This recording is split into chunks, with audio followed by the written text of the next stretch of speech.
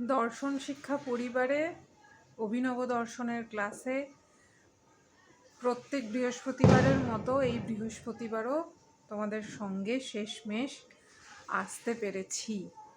এখনো পর্যন্ত এই দেহতে আছি, সেই জন্য আমার বেদ প্রচারের যে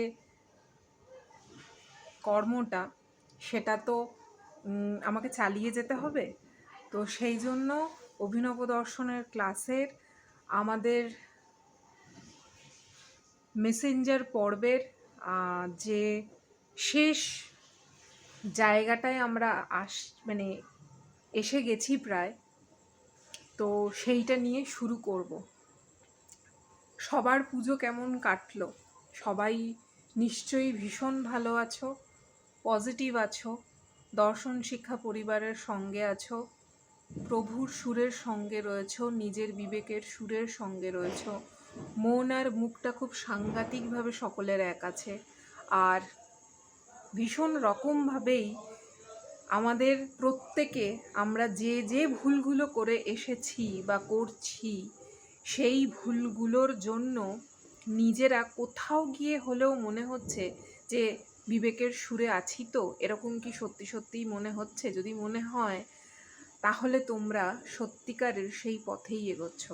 তার আগে একটা বলে দিই, অনেক কথা হয়তো খামখেয়ালির মতো শোনাবে, অনেক শব্দ বলতে গিয়ে হয়তো উচ্চারণে কোনো সমস্যা হতে পারে। এইগুলো এই কারণেই বলছি, কারণ একটা অসম্ভব সুন্দর অনুভূতি নিয়ে তো তোমাদের সঙ্গে এই আলোচনাগুলো করি। কতজন কিভাবে, কতজনের কাছে সেটা পৌঁছচ্ছে, কারা কারা সেটা জানছে, কারা কারা সেটা নিচ্ছে, কতটুকু নিচ্ছে, সেটা সেই অস্তিত্ব, সেই সোল, সেই মন, সেই বুদ্ধি, সেই অনুভূতি যা যেভাবে যেমনভাবে গ্রহণ করছে তার কাছে ঠিক সেইভাবেই পৌঁছাবে। তো চলো, এর বাইরে আর বিশেষ কিছু বলবো না। যেখানে লাস্ট শেষ করেছিলাম কয়েকটা লাইন একই রকমভাবে বলে নিয়ে আজকে থেকে যতটা বলবো সেটা শুরু করছি। বিরাট অপারেশন করছি, প্রভু বলছিলেন, বিরাট অপারেশন করছি, খুন করা নয়, ক্লেদ পিক বার করছি। ক্লেদ পিক বার হলে না, বেরিয়ে গেলে ভেতর থেকে একটা অসম্ভব রকমের শান্তি চলে আসে। কেউ কেউ বলবে শান্তি শান্তি ঘোচাচ্ছি তোর। শান্তি, এই শান্ত অবস্থা প্রতিটা মুহূর্তে চলছে আমাদের, প্রত্যেকটা মুহূর্তে চলছে আমাদের, কিন্তু সেই অবস্থাটাকে আমরা গ্রহণ করতে পারি না, আমরা নিয়েও নিতে পারি না।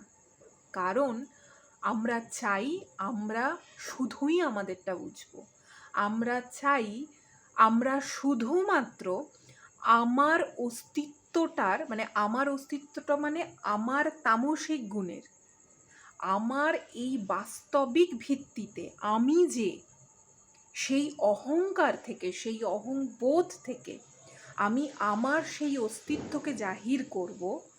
আমার এমন অগণিত বদমাইশি আছে, আমার এমন অগণিত যে খারাপ দিকটা, আসরিক প্রবৃত্তিটা রয়েছে, আমি সেটারই বহিঃপ্রকাশ করব।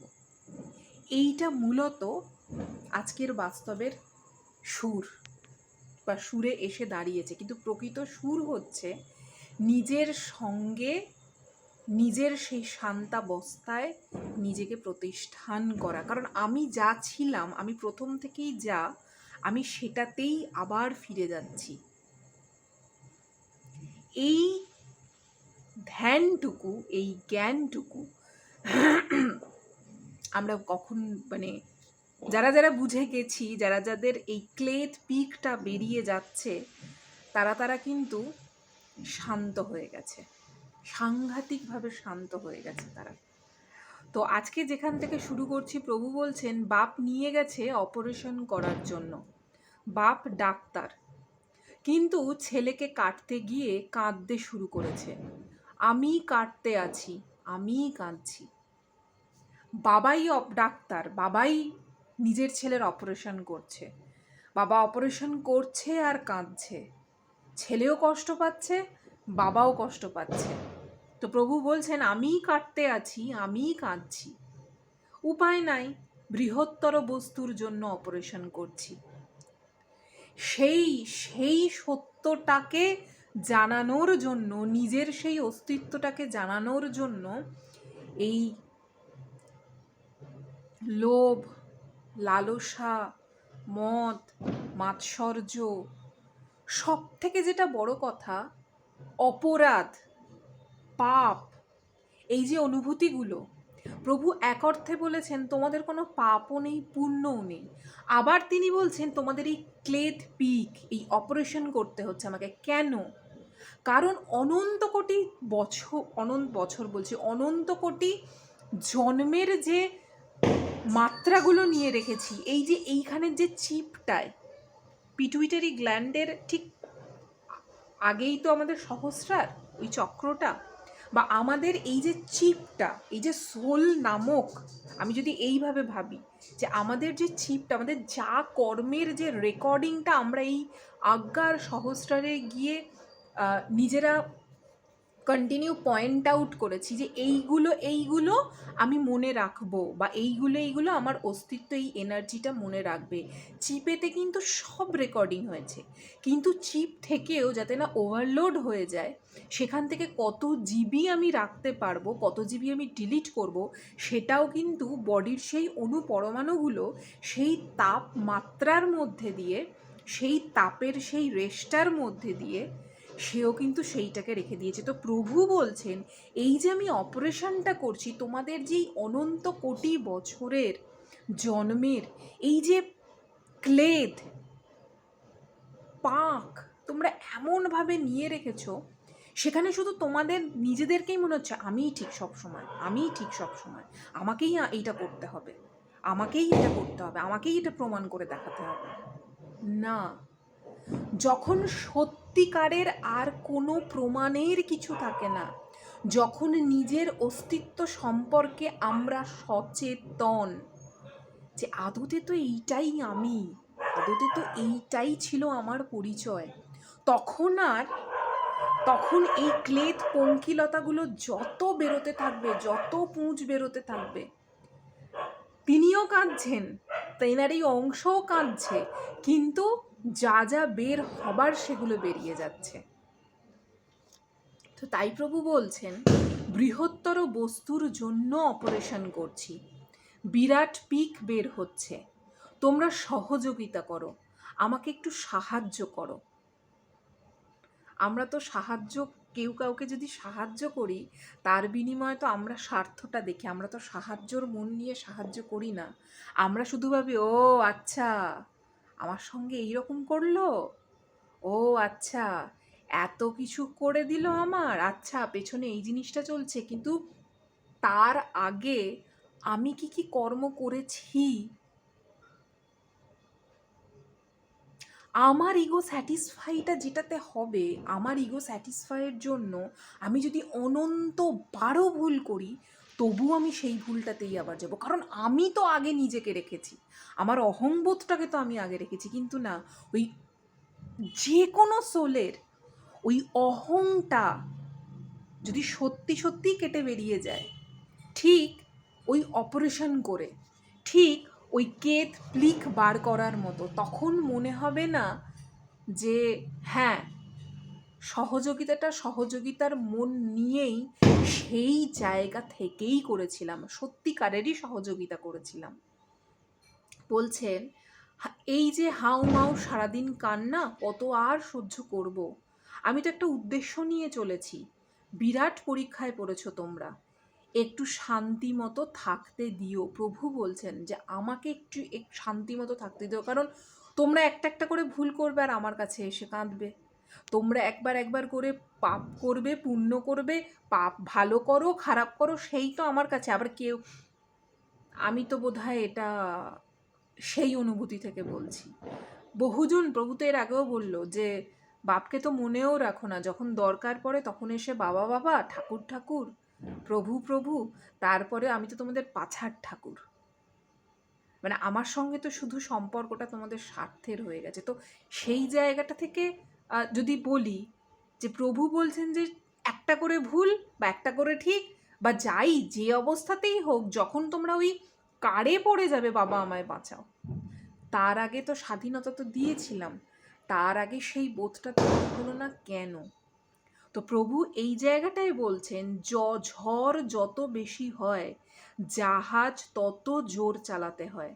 ভাই কাঁদছে, মা কাঁদছে, শিষ্য কাঁদছে, সন্তানরা কাঁদছে, আমিও কাঁদছি, কেঁদেই যেন শিষ্যদের সন্তানদের রাখতে পারি। আগে আগে মুনি ঋষিরা ধ্যানের মাধ্যমে শক্তি ছেড়ে দিতেন। যেমন অষ্টাবক্র মুনি যাচ্ছিলেন, একজন খোঁড়াকে দেখে ভাবলেন যে তাকে দেখে বিদ্রূপ করছে, মানে অষ্টবক্র মুনি যাচ্ছিলেন, তাকে দেখে একজন খোঁড়াকে উনি দেখতে পেয়েছেন, তো খোঁড়াটাকে দেখে যেন মনে হচ্ছে যে অষ্টবক্র মুনিকে সে মানে বিদ্রূপ করছে। সঙ্গে সঙ্গে ছেড়ে দিলেন একখানা, একখানা মানে কি ওই কোনো একটা অভিশাপ, কোনো একটা কিছু দিয়ে দিলেন। কিন্তু ও সত্যিই খোঁড়া ছিল, তাই সুন্দর হয়ে দাঁড়ালো, সেটাই সুন্দর। যেহেতু সে খোঁড়া ছিল, মানে সে যদি অষ্টবক্রমুনিকে ভেঙাতো, সেইরকম যদি তার মেন্টালিটি হতো, তাহলে তার অভিশাপটা তার কাছে লেগে যেত। কিন্তু না, সে তো সত্যিই খোঁড়া ছিল, কিন্তু উনি যখন সেই অভিশাপটা বা যেটাই তিনি দিলেন, সঙ্গে সঙ্গে সেই খোঁড়া কি হলো, ভীষণ সুন্দর হয়ে উঠল। তোমাদের মুখ উজ্জ্বল করার জন্য ওই রকম শক্তি প্রয়োগ যেন না করি। মানে সেই রকমভাবে যদি প্রভু শোধরানোর জন্য নাবেন, তাহলে সত্যি আমাদের যে কোথায় কি হতে পারে, মানে আমরা তো সকলেই তার সন্তান, আমরা তো সকলেই তার হতেই। একটা কথা আছে, প্রভু বলছেন এই এই মেসেঞ্জারেতে নয়, যে একদিন যখন সবাই জানবে আকাশের ভগবান মাটিতে নেমেছিল, তারপরের লাইনটা আমার মনে নেই, কিন্তু এই লাইনটার মধ্যেই না অনেক কিছু বলে দেওয়া যায়। আকাশের ভগবান মাটিতে নেমেছিল। আমরা আকাশ বলতে তো এই আকাশকে জানি, মহাকাশের খোঁজ আমরা কতজন রেখেছি। মহাকাশকে জানার ইচ্ছা এবং সর্বোপরি নিজের আকাশকে জানার ইচ্ছে, নিজের আকাশ তো এই তো সহস্রার, সেই জানার ইচ্ছেটাকে আমরা কতজন রাখতে পেরেছি বা কতজন জানার জন্য এগোনোর চেষ্টা করে চলেছি। তো এই কথাটাই সেই জন্য তিনি বলছেন যে তোমাদের মুখ উজ্জ্বল করার জন্য ওই রকম শক্তি প্রয়োগ যেন না করি। পাণ্ডবদের রাজসূয় যজ্ঞে শ্রীকৃষ্ণ একটা ব্রাহ্মণদের আর একটা শূদ্রের লাইন করেছেন। শ্রীকৃষ্ণ করছেন কি, ব্রাহ্মণদের পা ধুয়ে দিচ্ছেন। এই দেখে নারদ শূদ্রের লাইনে গেছেন। দেবর্ষি কাছে এসে কানে কানে বলেন, প্রভু কয়টারে শেষ করলে? শ্রীকৃষ্ণ বলেন, যাও দেবর্ষি, তোমাদের যেন ওভাবে শেষ না করি। যাই হোক, আমি যেন ওভাবে কিছু না করি। এই কথাটার মানেটা কি? ব্রাহ্মণদের তিনি পা ধুয়ে দিচ্ছেন। পা ধুয়ে দিচ্ছেন মানে আজকের ডেটে তো কোথাও একটা গিয়ে তো যারা ওপরের তলায়, যারা বোঝাতে চায়, যারা অনেক কিছু বুঝিয়ে দিতে চায়, অ্যাকচুয়ালি তারা কিসে কিসে জর্জরিত, কোন কোন পাপে তারা জর্জরিত, কোন কোন অসহায়ত্বে তারা জর্জরিত, কোন কোন কি শব্দ দিয়ে বলবো, মাঝে মধ্যে এই শব্দ চয়নটাও আর ভালো লাগে না, যার কি শব্দ দিয়ে বললে সেই আসরিক প্রবৃত্তিগুলো সেই সমস্ত সোলেদের থেকে চলে যেতে পারে। কারণ সেই কথা বলতে গেলে তো সেই মন, সেই বুদ্ধিটা নিয়ে আসতে হবে, সেই অস্তিত্বটায় নিজেকে প্রমাণ করতে হবে যে হ্যাঁ, আমিও সেই মহাকাশের, আমিও প্রকৃতির আর একটি অংশ। এই সত্যটাকে তো আগে নিজের মধ্যে গ্রহণ করাতে হবে। তো সেটাই, মানে ওইটাই প্রভু বলছেন যে এখন তো ব্রাহ্মণদের পা ধুয়ে দিচ্ছি, মানে তাদেরকে অ্যাকচুয়ালি আমি মুক্ত করছি। তাদের সেই ক্লেদ, সেই পাক, সেই পুঁজ, সেইগুলোকে আমি বের করছি, যে তোমরা ব্রাহ্মণ হয়ে তোমরা সেই উচ্চ পদস্থ সেই অবস্থানে থেকে তোমরা কি কি ভুল করে গেছো, কোন কোন অবস্থায় তোমরা কি কি ভুল করে গেছো। তো সেই জন্য শ্রীকৃষ্ণ তখন বলছেন যে যাও দেবর্ষি, তোমাদের যেন ওভাবে শেষ না করি। যাই হোক, আমি যেন ওভাবে কিছু না করি। কোনো মতে যদি হাইকোর্ট হতে জিতে আসতে পারি, তোমরা একটু নিশ্চিন্ত হতে পারবে। আর তা না হলে কাঁদতে হবে, এই থেকে হার্টের অসুখ হয়ে গেছে। এতটাই বললাম। বিশেষ কিছু তোমাদের কাছে আর বলার নেই, তার কারণ হচ্ছে শেষের পথে তো, আর সময়টা খুব তাড়াতাড়ি এগোচ্ছে, আমরা বুঝতে পারি না। আমরা ক্রমশ যে সময়ের দিকে এগোচ্ছি, আমাদের এক একটা মুহূর্ত চলে যাওয়া মানে এই মুহূর্তে 15 মিনিট 39-40 সেকেন্ড তোমাদের সঙ্গে এই ভিডিওতে আছি, বা এইটা পরে যখন আপলোড করব, তোমরা যখন শুনবে, এই যে সময়গুলো চলে যাচ্ছে, এই চলে যাওয়াটাও কিন্তু মৃত্যুবরণ করিয়ে নিয়েই যাচ্ছে। আমরা কাউকে ভাতে মারি, আমরা কাউকে পাতে মারি, আমরা কাউকে জাতে মারি, আমরা কাউকে অস্তিত্বে মারি, আমরা কাউকে আত্মায় মারি। তো আমরা নিজেরা নিজেদের অস্তিত্বটাকে প্রত্যেকটা মুহূর্তে যে খুন করছি, প্রত্যেকটা মুহূর্তে যে মারছি, সেই বোধটা যদি আগে আমাদের চলে আসে না, তাহলে বোধহয় জাত পাত ভাত অস্তিত্ব যে কোনো কিছুতেই, যে কোনো সূত্রেই তখন আর অপরের দিকে এই জিনিসটা উঠবে না। তখন আগে এইটা উঠতে গেলে যে এই যে 3টে বা 4টে আঙুল নিজের দিকে থাকে, তখন বারবার নিজেকে রেকটিফাই করার জন্য মনে হবে যে আগে একটু নিজেকে শুধরে নিই, তারপর বাকিটা। আর যখন নিজেকে শুধরানোর সময় চলে আসে, প্রকৃতি যখন একবার যদি তুমি সাথ দাও, যদি তোমরা সাথ দাও নিজেকে শুধরানো, নিজেকে জানার, নিজেকে বোঝার, তখন প্রকৃতি এমনভাবে তোমাকে জানাবে, এমনভাবে বোঝাবে না, তখন তোমার ভেতরের যা কিছু, তোমার ভালো তোমার মন্দ, তোমার যা কিছু আছে, তোমাদের যা কিছু আছে, সবটা তখন এমনভাবে বেরোবে, তখন তুমি কোথাও একটা গিয়ে মনে করবে এত সময় নষ্ট করে ফেললাম কেন। তখন কোনো দিক থেকেই মারতে আর ইচ্ছে করবে না, কারণ তখন তুমি নিজেই বুঝতে পারবে আমি তো নিজেই মরে ভূত হয়ে বসে গেছি কবে থেকে, এইবার তো আরেকবার বাঁচার পালা। কিন্তু সময়টা আমার কম হয়ে এসছে, হয়তো এই মুহূর্তে চলে যেতে পারি, আর হয়তো পর মুহূর্তে চলে যেতে পারি। আর একবার যদি, সবাই তো চলেই যাব, সবাই তোকে বডি থেকে বেরোতেই হবে। থাকতে থাকতে যদি জানাটা জেনে যাই, আর থাকতে থাকতে যদি সেই অনুশোচনার মধ্যে, অনুতাপের মধ্যে কিছুটা নিজেদের ভুলগুলোর যদি রেশটা থেকে যদি কাটতে শুরু করে, তাহলে বোধহয় প্রকৃতির দরবারে গিয়ে শাস্তিটা একটু কম হবে। একটু কম হবে, শাস্তি কি হবে না, নিশ্চয়ই হবে, তবু একটু কম হবে। এটুকুই তোমাদের কাছে বলার। অনেকটা সময় কাটিয়ে ফেলছি আমরা, অনেকটা সময় আমরা কাটিয়ে ফেলছি। মৃত্যু কিন্তু ডাকছে, প্রত্যেক মুহূর্তে যেমন মৃত্যু হচ্ছে, আসল যে ত্যাগ, বড় যে ত্যাগ, সব থেকে বড় যে ত্যাগটা দেহ ছেড়ে চলে যাওয়া, সেটার সময় কিন্তু ক্রমশ এগিয়ে আসছে। তাই এটুকুই বলবো, সকলে ভীষণ ভালো থাকো, পজিটিভ থাকো। আর বলবো না দর্শন শিক্ষা পরিবারের সঙ্গে থাকো, এবার বলবো নিজের সঙ্গে থাকো, নিজের সুরের সঙ্গে থাকো, নিজের অস্তিত্বের সুরের সঙ্গে থাকো, বিবেকের সুরের সঙ্গে থাকো, একটু বোঝো নিজেদেরকে। আর সকলে একটা সময় তো, যদি এই দেহতে না থাকি অন্য কোনোভাবে দেখবো, কিন্তু একটা সময় আসবে এবং আসতে চলেছে যে তখন সকলে ঘরে ঘরে সব জায়গাতেই এই রাম ও নারায়ণ রাম, রাম ও নারায়ণ রাম, রাম ও নারায়ণ রাম, এই মহাকাশের মহাধ্বনির সুর বেজে উঠবে। আর আর কি, আর এটুকুই। এত কথা আর বলা ভালো না, যতটুকু বললাম, কারণ আমাকে আমার কাজটা শেষ করতে হবে। এইটা যেহেতু শেষ করার জায়গায় রয়েছি, এটা আমাকে শেষ করে দিতে হবে। সকলে ভীষণ ভালো থাকো, পজিটিভ থাকো, সকলে বলো রাম ও নারায়ণ রাম, রাম ও নারায়ণ রাম, রাম ও নারায়ণ রাম।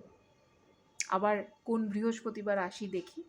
তবে পাত্র মাত্রা জ্ঞান যেমন শেষ হয়েছে, মেসেঞ্জারটাও শেষ করব। সকলে ভীষণ ভালো থাকো। আজকের মতো টাটা।